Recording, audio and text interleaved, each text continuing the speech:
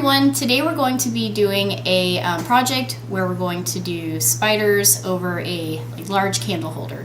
Now of course you can do this at any scale that you'd like, but for me I'm doing the large one that you can fit the big hurricane candles in. So the first thing that you'll need on your supply list is going to be a glass cylinder, or you can use a glass vase. This glass cylinder I found for $1.49 at Goodwill, and they actually had several there, varying diameters. They all range in price only from like 99 cents to $3. If you can't find one exactly like this though, of course you can always use a glass vase. The bottom's not going to make or break this project. And then you're going to need some sequin or ribbon. So these sequins are ones that we've used for another project, and these are at Dollar Tree. They're the Floral Garden brand. They're going to be by the floral section and where the vases are and everything, not the Halloween section. And then you're going to need some E6000. This one is not going to be one of my projects that we can reuse. It's a really inexpensive project to do, and it's one of the more tedious ones, so I don't want to disassemble this. The E6000, if you have the big jumbo one, that's awesome, but this seemed a little bit more manageable because we have just little dots that we need other than those big ones. And last but not least, you're going to need some spiders or spider rings. So for mine, I'm using these because it'll be another one that I put blingies on. These are rings that I got at 99-cent store. So I got 3 bags because I'm really not sure how many I'm going to need. And then because there are rings, of course we will be snipping the rings off. And you'll need something to measure with. Preferably a ruler. I don't have a ruler, but I do have a yardstick, so this is what we're going to use. You're going to take your ruler and you're going to find the center of the circle on the glass. Actually, I'm going to stand up for this. When you find the center, you're going to put a little mark. So I've got a dry erase marker.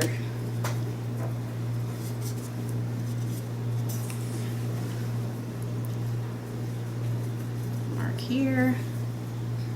And a little mark here. Then you're going to move that over about an inch. And I'm going to do another mark and another mark. And you're going to continue that process all the way around the glass.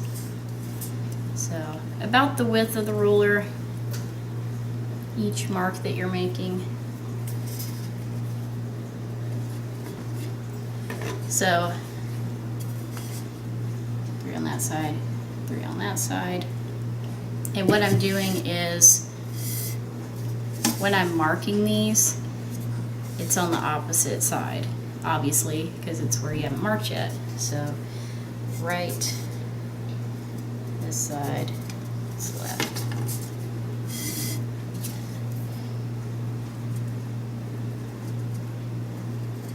Just keep doing that all the way around the glass.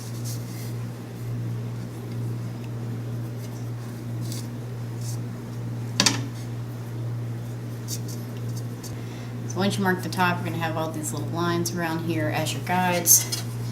And you're going to do the same thing below. So, alright, so you'll stand your ruler up in between 2 of the lines you have at the bottom, so we can get the top close to that as well. Then you're going to repeat that same process on the top. So, here. Once you have both sets of lines, this is going to be how we create a harlequin. So, depending on how big you would like your cross patterns, you can go, 2 away, you can go 4 away, you can go just, 1 away. It's just all whatever your preference is. The wider you have them away from each other, the less harlequins there will be, which means the less excess centers there will be, and the X centers are going to be what we use to That's where we're going to put all the little spiders. So for this project, you're going to use your E600, and you're going to attach a little dot at the top, a little dot at the bottom. For mine, I'm just going to go, we'll say like one away, so mine will be pretty tight. Now, as I start to lay my dotted glue, I'm going to go ahead and erase that dry erase line with my finger.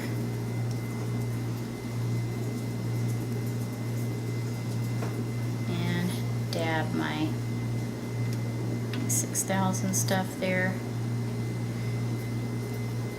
Try not to use your, have contact with your skin. It does tell you that the E6000 stuff can irritate your skin. We don't want that.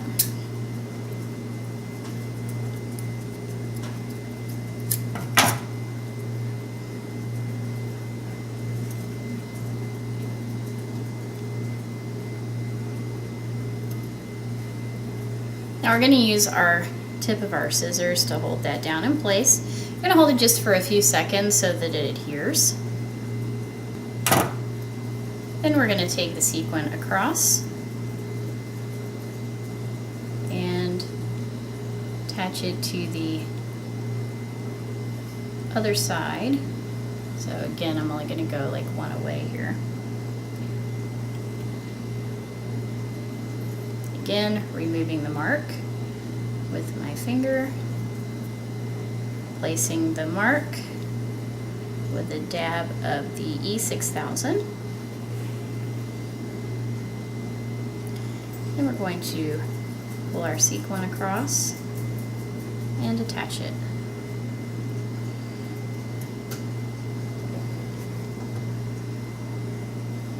Again, we're going to depress that with the scissors. Press that down with the scissors and hold it until it is secured in place. Then we're going to take our scissors and cut off the excess sequin.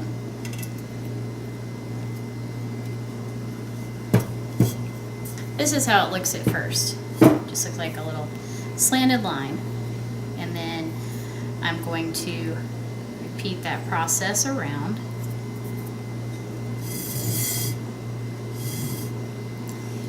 Then once I repeat that all the way around, I'll show you how that works.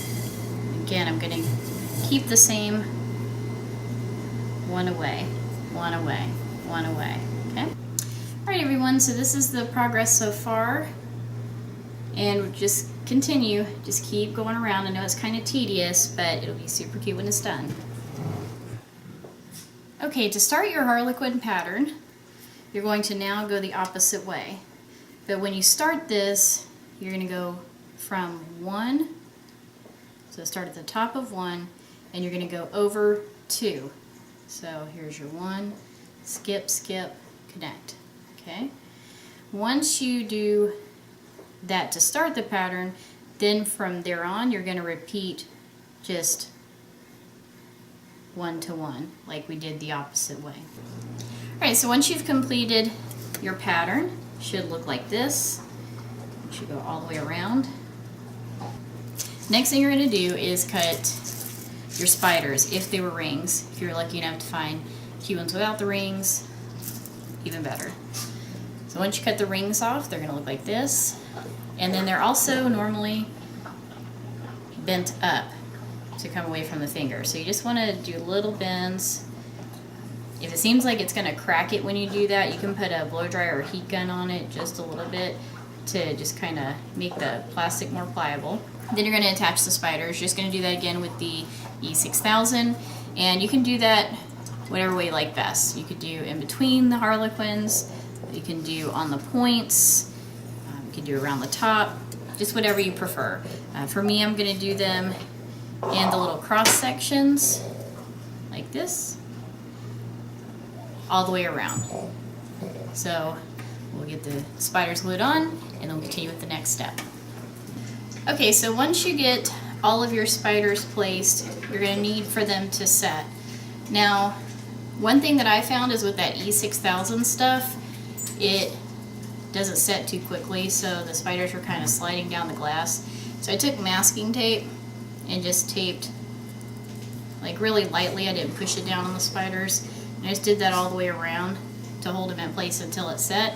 And then I left this alone overnight. I mean, it doesn't take that long. They were actually pretty stiff when I checked on them later, but just to be safe, because that E6000 stuff does say it can take a while to cure.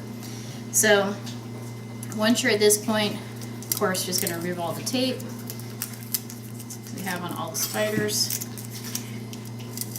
Now, the reason that I use the E6000 versus using the glue gun or hot glue is because this is going to be for a candle holder, and if you put a candle and you used hot glue, it ends up melting the glue pretty quickly, and everything that you have on the outside will start to fall off.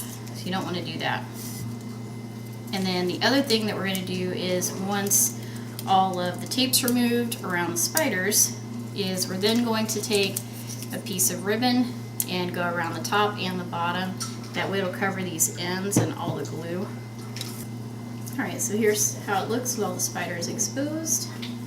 So I did alternating every other one in the middle of the harlequin design, and then I did in the centers of the harlequins at the bottom just to change it up.